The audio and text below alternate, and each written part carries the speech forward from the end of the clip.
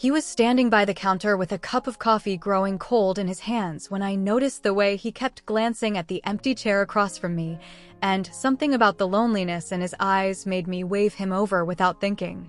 It was one of those gray Chicago mornings where the snow was threatening but hadn't started yet, and the little cafe on Armitage was packed with people seeking refuge from the cold. I'd claimed a table for two near the window, spreading my laptop and papers across the surface like I owned the place, when I looked up to see him hovering uncertainly by the pickup counter. He was older than me by at least 15 years, maybe more, with dark hair that was silver at the temples and the kind of face that spoke of quiet intelligence and carefully controlled emotion. He wore a charcoal wool coat over dark jeans, and there was something about the way he held himself, straight-backed but somehow fragile, that made my chest tighten with unexpected recognition. Before I continue this, hit that subscribe button. I post one real story every single day. And tell me in the comments, where are you watching from? I'm always curious who my stories are reaching. I'd been coming to this same cafe every Sunday morning for 3 months, ever since I'd moved to Chicago for my job at the Tribune. It was my ritual: coffee, a croissant I never finished, and the crossword puzzle that I tackled with the stubborn determination of someone who refused to admit defeat. But today felt different somehow, charged with possibility in a way I couldn't explain. The man was still standing there, scanning the crowded room for an empty seat, when I caught his eye and gestured to the chair across from me. He looked surprised, then uncertain, then something that might have been grateful. "Are you sure?" he asked as he approached, his voice carrying the hint of an accent I couldn't place. "I don't want to interrupt your work." "It's just the crossword," I said, closing my laptop to make room. "And honestly, I could use the company." He settled into the chair with careful movements, like someone who is used to taking up as little space as possible. Up close, I could see that his eyes were a deep gray-green, the color of storm clouds, and there were lines around them that spoke of both laughter and sorrow. "I'm Grace," I said, extending my hand across the small table. "Daniel." His handshake was firm but brief, and when he pulled away, I noticed he wasn't wearing a wedding ring, though there was a thin band of lighter skin around his ring finger that suggested he had been recently. "What brings you out on such a lovely morning?" I asked, gesturing toward the window where the first fat snowflakes were beginning to fall. Daniel's smile was small and didn't quite reach his eyes. "Routine, I suppose. Some habits are harder to break than others." There was weight in those words, something that made me look at him more carefully. He had his coffee, but hadn't touched it, and there was a small leather notebook on the table beside his elbow that he kept glancing at like it contained something important. "Good habits or bad habits?" I asked. "I'm not sure there's a difference anymore." The honesty in his voice caught me off guard. Most people, when making small talk with strangers, stayed safely in the shallow end. But Daniel seemed to have lost the ability to pretend that everything was fine. "That sounds like wisdom earned the hard way," I said gently. He looked at me then, really looked at me, and I felt something shift in the air between us. "You're very observant for someone so young." "I'm 25. "That's not that young." "It is from where I'm sitting." "And where exactly are you sitting?" Daniel was quiet for a moment, his fingers tracing the rim of his coffee cup. When he spoke, his voice was so soft I had to lean forward to hear him. 42 years old. Recently widowed. Still figuring out how to exist in a world that suddenly feels completely foreign. The words hit me like a physical blow. I'd suspected there was grief in him. It was written in the careful way he moved, the distant look in his eyes, but hearing it confirmed made my heart clench with sympathy. "I'm sorry," I said, and meant it. "Thank you." He picked up his coffee cup, then set it down again without drinking. "It's been 8 months, and people keep telling me it gets easier. But I'm starting to think they're lying. Maybe it doesn't get easier. Maybe it just gets different." Daniel looked at me with surprise, like I'd said something he hadn't expected. "You sound like you know something about loss." "My dad died when I was 22. Cancer. And everyone kept telling me the same thing, that it would get easier, that time heals all wounds, that I'd find peace eventually." I shrugged. "But what I found was that grief isn't something you get over. It's something you learn to carry." "Yes." The word came out like a breath he'd been holding. "Exactly. We sat in comfortable silence for a moment, surrounded by the gentle hum of conversation and the hiss of the espresso machine. Outside, the snow was falling in earnest now, transforming the gray Chicago street into something that looked almost magical. "What did you do?" I asked. I'm a professor. Literature. Northwestern. Daniel's smile was genuine this time, though still tinged with sadness. "I teach people to find meaning in words that other people wrote centuries ago. And now? Now I'm on sabbatical, trying to figure out if anything I taught them actually matters." There was such pain in his voice that I wanted to reach across the table and take his hand, but we were still strangers, still operating in the careful space of new acquaintance. "What are you writing?" I asked instead, nodding toward the leather notebook. Daniel's hand moved protectively over the notebook, and for a moment I thought he wouldn't answer. "Letters," he said finally. "To my wife, Anna." My throat tightened. "That's beautiful. Is it? Or is it just pathetic? Why can't it be both?" He laughed, and the sound was rusty, like something that hadn't been used in a long time. "You're not what I expected when I sat down." "What did you expect?" "Small talk about the weather. Maybe a discussion of your work. Certainly not a conversation about the relative merits of writing letters to dead people." I leaned back in my chair, studying his face. "I'm a journalist. We're trained to ask the questions other people are too polite to ask." "What kind of journalism?" "Human interest stories, mostly. The Tribune hired me to write about ordinary people doing extraordinary things, or extraordinary people doing ordinary things." I paused. "What category would you put yourself in?" "Neither. I'm just an ordinary person trying to do ordinary things and failing spectacularly." "Like what?" Daniel was quiet for so long that I thought he wasn't going to answer. When he finally spoke, his voice was barely above a whisper. "Like getting through a single day without talking to her. Like going grocery shopping without buying the tea she liked. Like sleeping in our bed without reaching for her in the middle of the night." The raw honesty in his words made my eyes burn with unshed tears. "How long were you married?" 15 years. We met in graduate school. She was getting her PhD in art history while I was working on my dissertation. She was brilliant and funny, and she had this laugh that could fill up an entire room. Daniel's smile was soft with memory. She was also the most stubborn person I've ever met. Once she decided she loved me, that was it.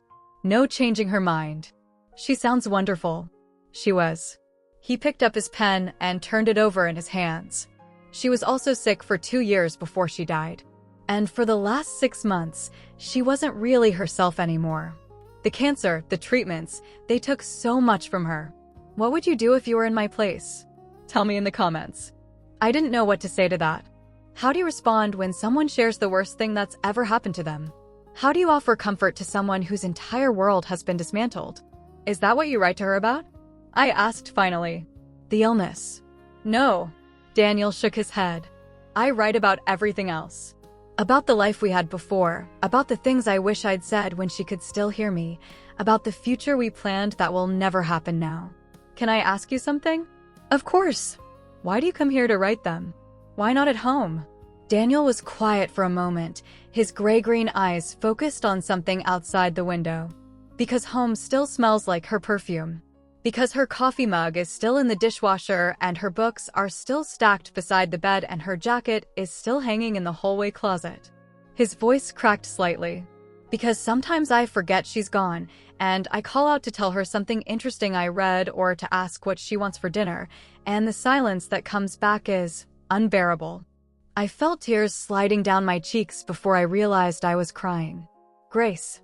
Daniel leaned forward, concern replacing the grief in his expression. "I'm sorry. I didn't mean to upset you." "You didn't upset me." I wiped my eyes with the back of my hand. You made me feel something I wasn't expecting to feel." "What?" "Connected. To you, to your story, to the idea that love like that actually exists." Daniel stared at me, and I watched something shift in his expression. Something that looked almost like surprise. "You don't think it exists?" "I want to believe it does. But I'm 25 and I've never felt anything close to what you're describing. I've had boyfriends, relationships, even lived with someone for 2 years.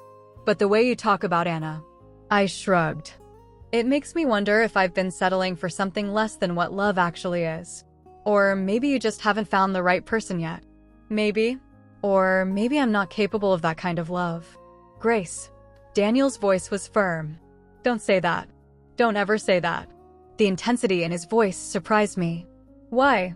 Because Anna used to say the same thing. Before we met, she was convinced she was too independent, too focused on her career, too set in her ways to ever find real love. She thought she was missing some essential piece that would allow her to connect with another person the way she saw in movies or read about in books. But she was wrong. She was wrong. And so are you. We looked at each other across the small table, and I felt something electric pass between us. Something that made my pulse quicken and my breath catch in my throat. Daniel. I know this is crazy. His voice was rough with emotion. I know I'm too old for you, and I know I'm carrying more baggage than anyone should have to deal with. I know you probably think I'm just some broken widower projecting his grief onto the first kind stranger who showed him compassion. That's not what I think. What do you think? I took a shaky breath, knowing that whatever I said next would change everything between us. I think you're the first person I've ever met who made me understand what it means to love someone completely. And I think that scares me almost as much as it attracts me.